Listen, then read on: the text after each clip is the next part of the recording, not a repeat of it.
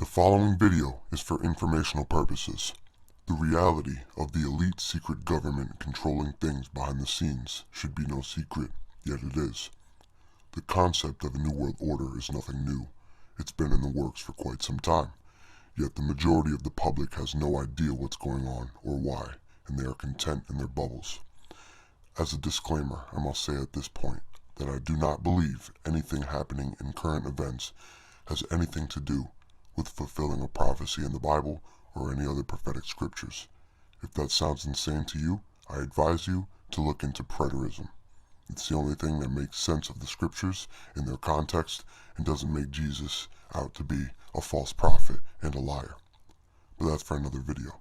I will include some links in the description for those who may be interested for further investigation. Information in this video is of utmost importance and should be shared with everyone. Do not take this lightly. This is real and affects all of humanity. The only way to defeat this demonic movement is by promoting awareness and preparedness. Your ignorance is their power.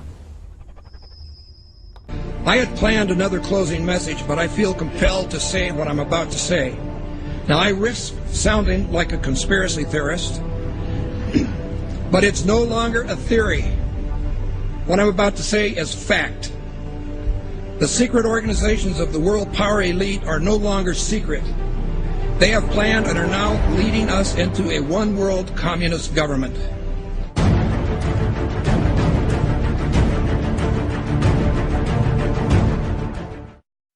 Executive order signed by President Obama has sparked controversy on both sides of the political aisle. The National Defense Resources Preparedness Executive Order was signed quietly Friday night. It gives the president the power to control U.S. resources. The Rules Committee is going to meet in the House. They are going to come up with a rule that makes it okay for them to do a same-day bill. So they'll pass this rule. It's, believe it or not, called martial law. This would give the President of the United States the authority to declare basically martial law during times of peace. There are new disturbing developments out of Washington tonight regarding the President's belief that he has the legal authority to assassinate U.S. citizens. Incredibly enough, it appears that our commander-in-chief actually believes that authority exists not only on foreign soil, but right here on American soil as well. But Senators McCain and Levin have added this legislation, which would authorize the president to declare the entire United States of America, all 50 states and all territories, to be a battlefield, right, even though there's no battle, thanks be to God, going on here. War on terror is different. And that would authorize him to use commander-in-chief authority in the United States, to use the military to arrest people in the United States who, in the president's opinion, are enemies of the country. Particularly to hear President Obama claim the power to keep people in prison indefinitely with no charges against them, no conviction, no sentence, just imprisonment. Joining us now is former Secret Service agent Dan Bongino. Dan, thanks a lot for joining us. What do you mean there's no such thing as gun control, only people control? Tell me what that means. Tucker, this is larger ideological ploy by this administration. They're not being authentic with America, whether it's the sequester, healthcare, or the gun control issue. What they do is they manipulate an emotional crisis, a national emotional crisis, to further an ideological agenda which involves the evaporation, the slow disintegration of your civil rights, your liberties, your ability to live and let live. And it's a disturbing pattern that, frankly, is really starting to get under my skin. The US is funneling money into tracking systems that are threatening to make the very concept of privacy a thing of the past. It could mean people's every move being used against them to keep them under surveillance. The information age was an era nearly everybody embraced. But today's surveillance age, experts say, is a reality almost no one can escape. David, why does the DHS need 450 million hollow point bullets? That kind of ammo that they purchased from ATK, hollow point ammunition, as you had explained, it's designed to, tear through human flesh and then expand. It's designed to kill people. This is not the optimal kind of ammo you would buy for target practice. It's more expensive and it's more precise. Do you think this is a sign that they're preparing for some sort of mass civil unrest? So they have an open bid right now, DHS, for even more ammunition, for 175 million rounds of .223 caliber rifle ammo. It's almost identical to the ammunition used by NATO peacekeeping forces. So that's very interesting. Are they planning on some kind of widespread economic unrest in the U.S.? that would require NATO forces to help us out. $500 million in surplus military weaponry from the Pentagon, which is authorized through the Pentagon's 1033 program. During the late 70s, Congress passed legislation called Posse Comitatus, barring the military from operating on American soil. And in the early 80s, there was an effort to circumvent that in Congress by arming police with military-grade weaponry. And now we're seeing that play out in the streets. People in the inner city in the U.S. have been experiencing this. So civilians in the U.S. are now up against basically military-style policing.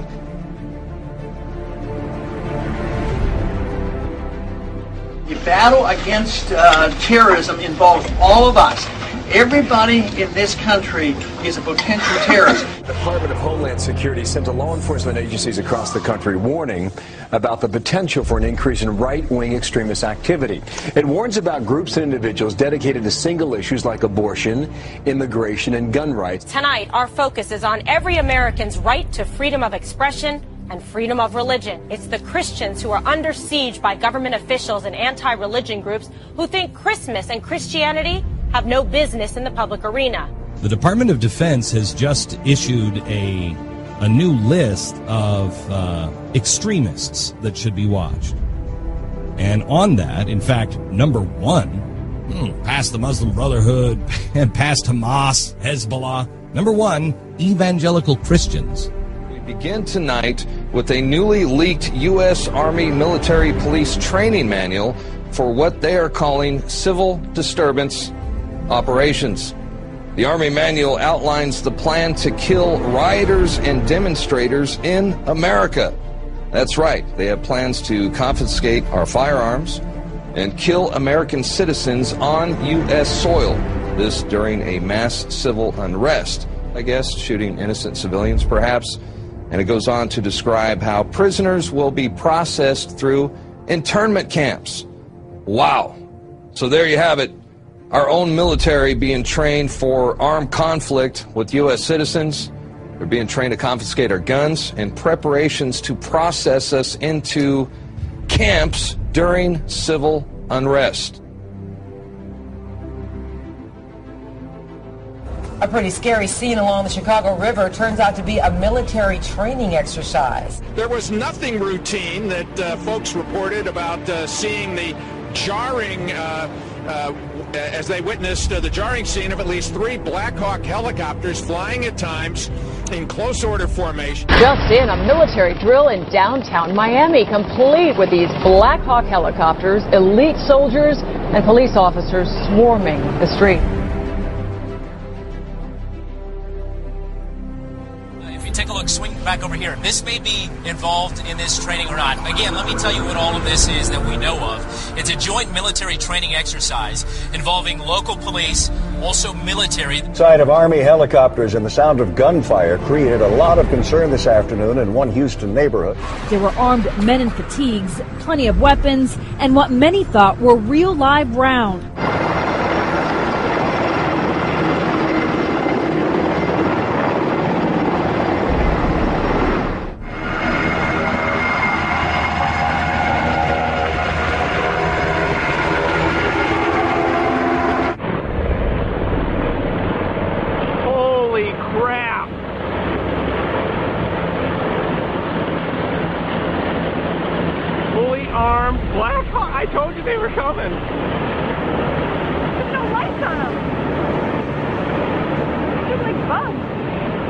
So here's the article by Steve Watson.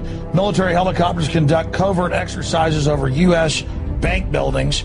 This is all part of other drills going on to acclimate the public to being attacked by our own military that are happening here in the United States. Here it is. LAPD and elite military units conducted extraordinary counterterrorism training in the skies above downtown L.A. tonight. At one point, they made what appeared to be a drop-off at a park. Within seconds of landing, the helicopter was back in the air. It was a strange sight in the skies over Los Angeles. Military Special Forces flying a practice mission last night, and there are more exercises scheduled for today. The entire city of Boston is in lockdown. In the suburb of Watertown, police with guns drawn are searching door to door. I mean, we had martial law up there. FBI and all these agents coming in, closing things down, going to people's houses.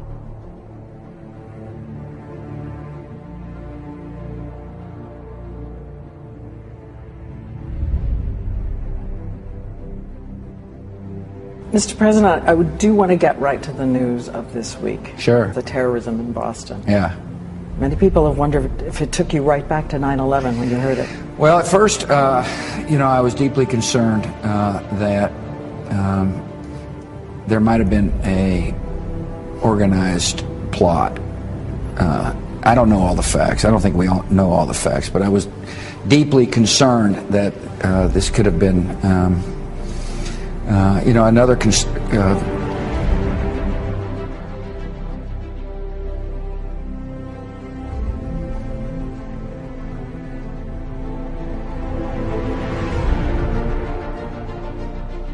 While they're doing this, they're amassing this wealth in order to redirect it toward martial law endeavor, and not just in America, but globally. They want to lock down every country and force us into global governance, eventually force us into a global reserve currency that is like the Bancor that the IMF has been pushing.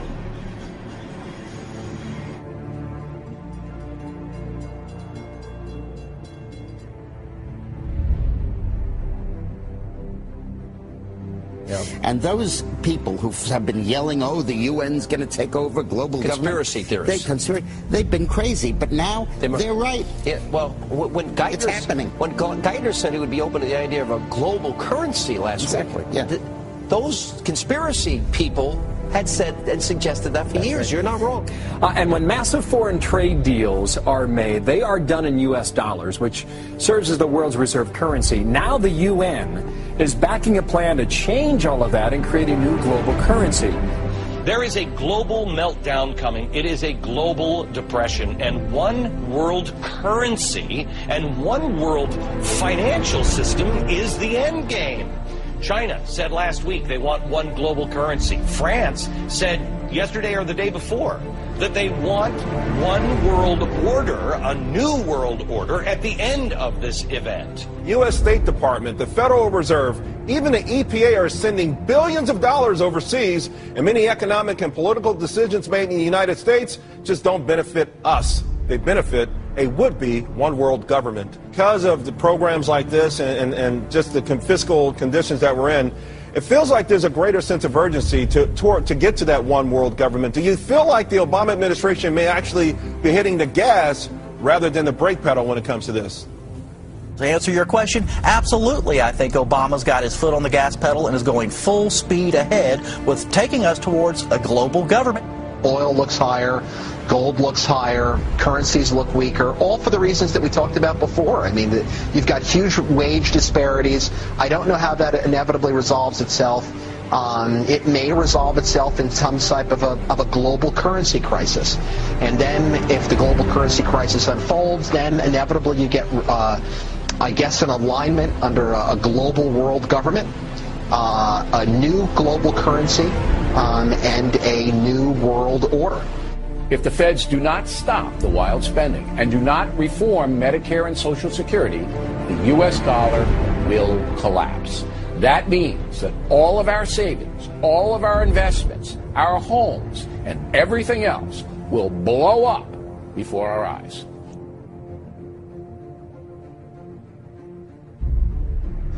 This morning on Today's Health, a computer chip that could be implanted under your skin so that doctors can quickly access your medical records. Explain to me briefly what the VeriChip is and what it is supposed to do. VeriChip is a tiny miniaturized RFID, or radio frequency identification microchip.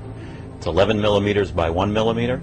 It's about the size of a grain of rice. Well, we've got one sitting there by a penny to give us a little perspective of the size. Very Correct. Tiny. You implant it under the skin how? It gets injected, just like getting a shot of penicillin or any medicine that you would get in a doctor's office. It goes in the upper right arm. Implantable human chips. Supporters hail the technology as a medical marvel. You have one in your arm right now. That's correct. Where is it? It's in the upper right arm. It's a simple injection process. Finding from us this evening, technology on the cutting edge. We were interested today to hear that more than 100 law enforcement officials in Mexico are having microchips implanted in their arms. The chips allow a person to be scanned.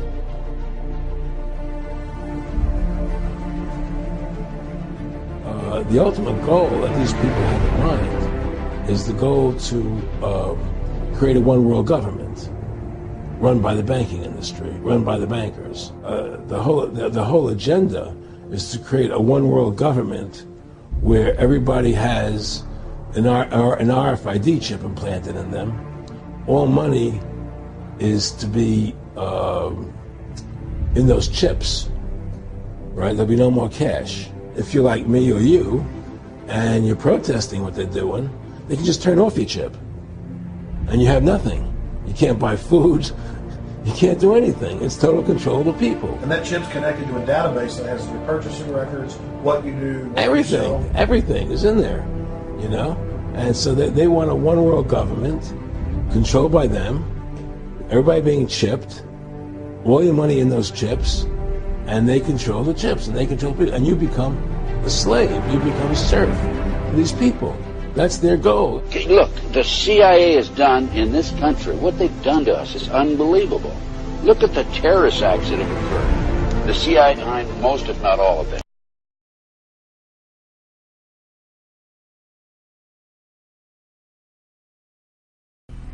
There are more and more attempts to legitimize the use of internment camps to detain U.S. citizens in the event of unrest.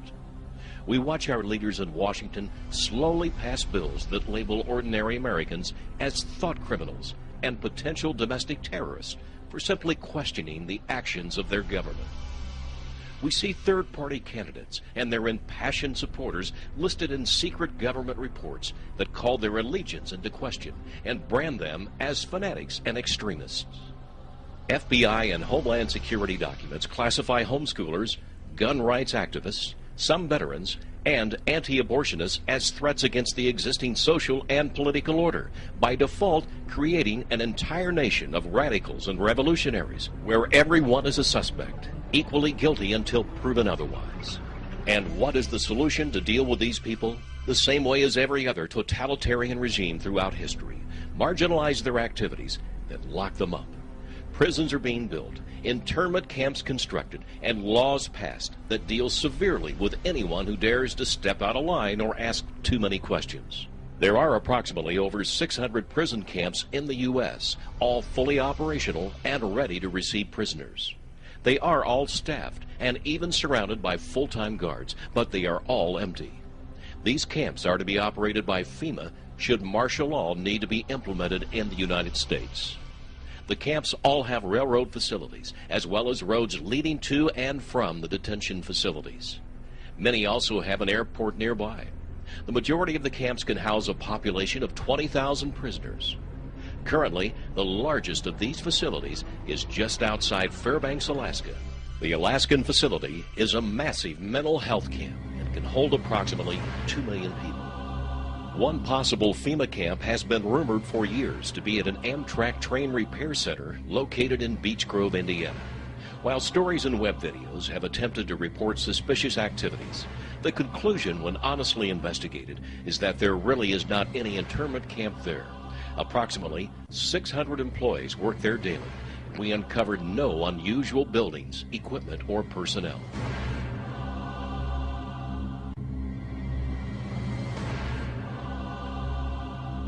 Having said that, there are many well-documented camps and prisons that have sprung up around the United States the past decade or so.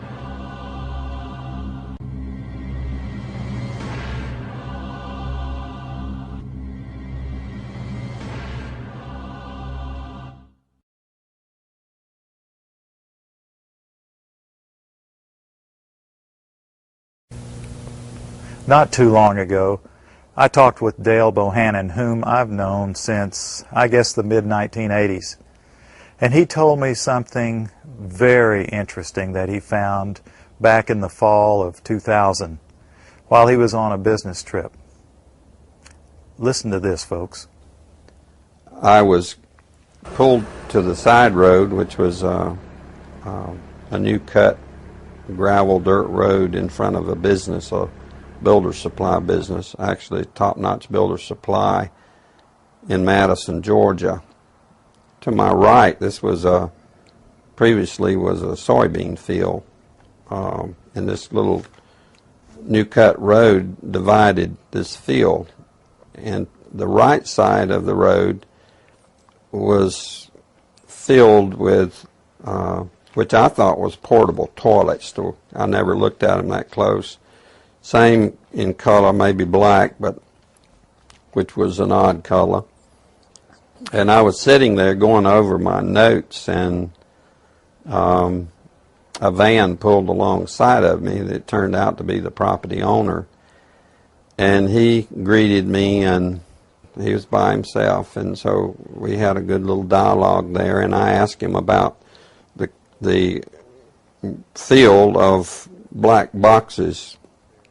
What were they? Because I'd never seen anything like that, and his statement was that if he told me, I would be one of few people in Madison, Georgia that knew about them. And he says they're disposable coffins, I believe he told me. And he says there's 100, at that time he said there was 125,000 there. And they were stacked, he told me 15 high. I asked him who owned them, and he stated that the CDC owned them and that they were leasing his land for storage. And he said his brother worked with the CDC in Atlanta and had been asked by the CDC to do a 3-year extension to place temporary morgues all across the nation. So in January of this year, 2005, we decided to drive to beautiful Madison, Georgia, and take a look for ourselves. It was on a Sunday and no one was around, with the exception of this one pickup truck that was coming out the narrow road that we were going in on next to this field. We flagged down the pickup truck, and it was providential that the driver of this pickup truck turned out to be the son of the man that owned this field. So naturally, we started asking him questions. And he told us that not long ago, there had been as many as 500,000 of these grave liners or disposable coffins. We asked him for permission if we could look around, and he said yes. So we did. We're just getting an idea for the size of these boxes. What could these boxes be used for? Well, they're called casket liners. And that's an interesting term, isn't it? It's a casket liner. When I first heard the term casket liner, I thought perhaps a lining for a casket. But this is too big to be on the inside of a casket. So certainly this could be used as a casket. This is an inexpensive casket. And you can see the size here. There's lots of room. I think my friends here, we could all probably get inside, and it might be a little cozy, but we'd fit just fine. Which tells me that these liners can be used for more than just one. And one more time, what kind of liners are these? Casket liners. These are casket liners. That's what the man said. That's what the man told us. And we're told that there are about, well, there were about 500,000 out here. Later, as I went back to my home office, I spoke of it there, and of course people usually don't want to hear too much about this kind of thing. So it's never been mentioned, publicly, except just here and there, because most, like I said, the reaction I got, people didn't want to know about it, the few people that I spoke to, and so I just dropped it. And till I went to a luncheon, a fundraiser for Representative Saxby Chambliss. He was running for his second term for the U.S. House of Representatives. And it was a crowd, probably 100, maybe 150. It was congressmen, senators, state senators, and mayors. There was one table we probably had 2 3-star generals and a couple of 1-star with their spouses. So it was a real high-powered meeting. But the keynote speaker was a congressman, and don't remember his name. He'd just been in the House for a long time, and he was the chairman of the Armed Services Committee.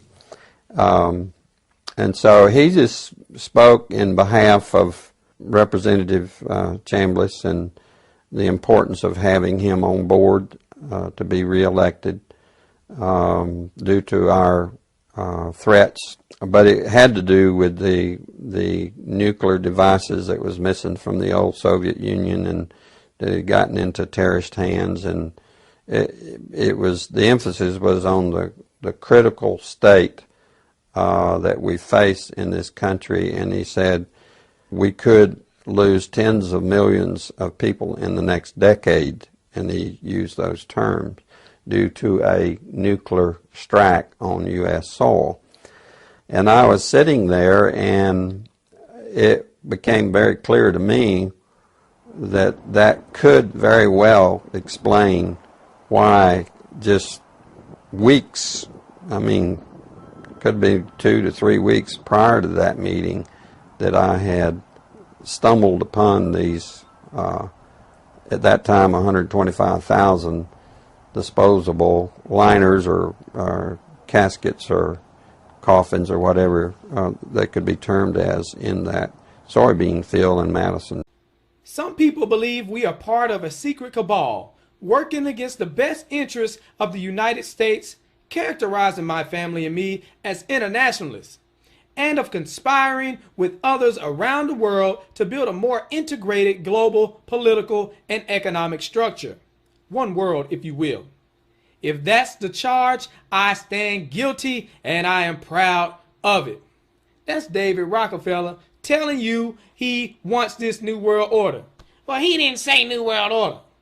Oh, so you need him to say New World Order. Okay. All we need is the right major crisis, and the nations will accept the New World Order. See that? That's why you got to pay attention.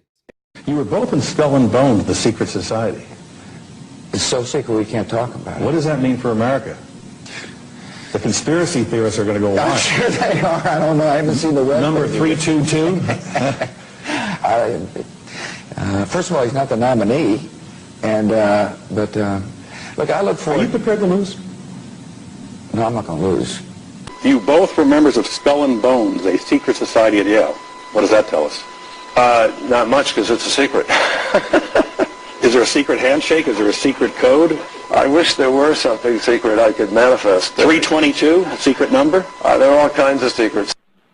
We had a worldview, Republican and Democratic presidents alike, from Harry Truman to George Bush, stood for freedom and stood for certain propositions that would make America strong and healthy and grow the middle class and shrink poverty and stand against communism. And after 1989, President Bush said, and it's a phrase that I often use myself, that we needed a new world order. We have before us the opportunity to forge for ourselves and for future generations a new world order, a world where the rule of law, not the law of the jungle, governs the conduct of nations. When we are successful, and we will be, we have a real chance at this new world order, an order in which a credible United Nations can use its peacekeeping role to fulfill the promise and vision of the UN's founders.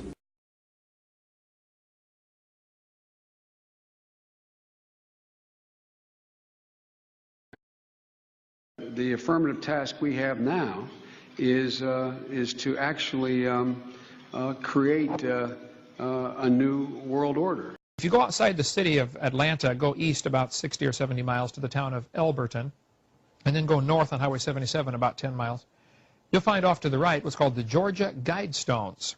It looks kind of like Stonehenge, these big, huge granite rocks set up there. This was done by a guy, we have a pseudonym, came in, paid cash, had this company set these things up in 1980. He called himself R.C. Christian, but that's not his real name. It says it right on the stones, a pseudonym, false name. On these Georgia Guidestones, it gives the 10 Commandments for the New World Order. 10 Commandments for the New World Order. The first commandment was to maintain humanity under 500 million. I went there and looked at those things and said, now, hold on a minute. Today's population is 6 billion. They want to maintain humanity under 1/2 billion.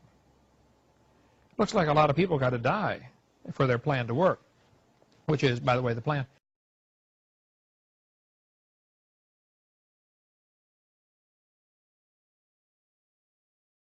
Jacques Cousteau said we'd have to eliminate 350,000 people a day. 1/3 of a million people a day would have to be eliminated to save Mother Earth. Bill Clinton said we need to reduce the population of the Earth to 1 billion. There are a lot of folks who would like to reduce the population of the Earth. At its core, Agenda 21 is about control. Control over land, natural resources, and entire populations. It seeks to control the air by regulation of carbon emissions, the ground by sustainable development, and the sea through environmental regulations. Officially stated, Agenda 21 is a comprehensive plan of action to be taken globally, nationally, and locally by organizations of the United Nations system, governments, and major groups in every area in which human impacts on the environment. Because being human will always have an impact on the environment, Agenda 21 paves the way for extraordinary UN control. When you boil it down, there are 9 basic tenets of Agenda 21.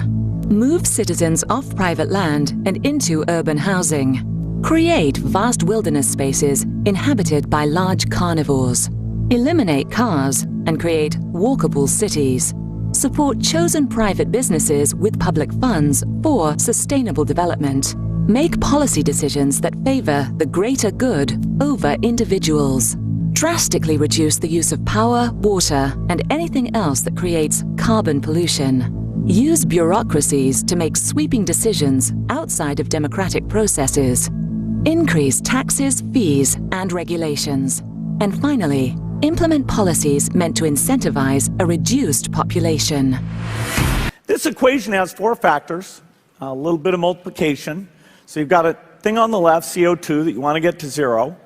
And that's going to be based on the number of people, the services each person's using on average, the energy on average for each service, and the CO2 being put out per unit of energy. So let's look at each one of these and see how we can get this down to 0. Probably one of these numbers is going to have to get pretty near to 0.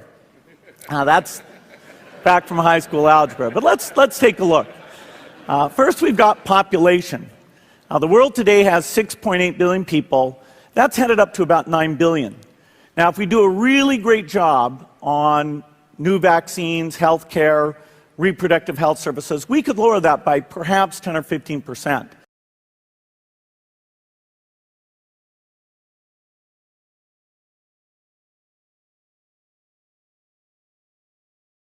Finally, implement policies meant to incentivize a reduced population.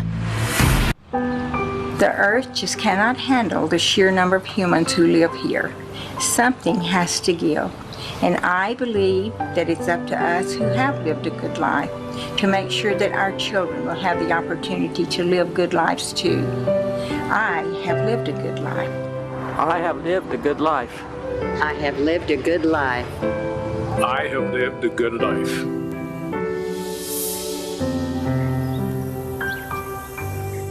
Finally, implement policies meant to incentivize a reduced population. Every year, millions of imperfect babies are born, destined for a life of struggle and hardship. But it is the rest of us who pay the ultimate cost. Billions of dollars that could be used to better society are instead wasted on the malformed. There must be a better way, and there is. Agenda 21 is coming soon. Finally, implement policies meant to incentivize a reduced population. For millions of years, this lake thrived. But now it is dying. Poisoned by humans who put themselves above nature. It's time to stop the killing. It's time to heal our planet. Finally, implement policies meant to incentivize a reduced population. It's time to remove your footprint. Agenda 21 is coming soon. Controlling our every impact on the environment means controlling every aspect of our lives. What we eat, how we travel, where we live, how we live. But no is still an option. Have you heard that the Department of Homeland Security has purchased 1.6 billion rounds of ammunition last year?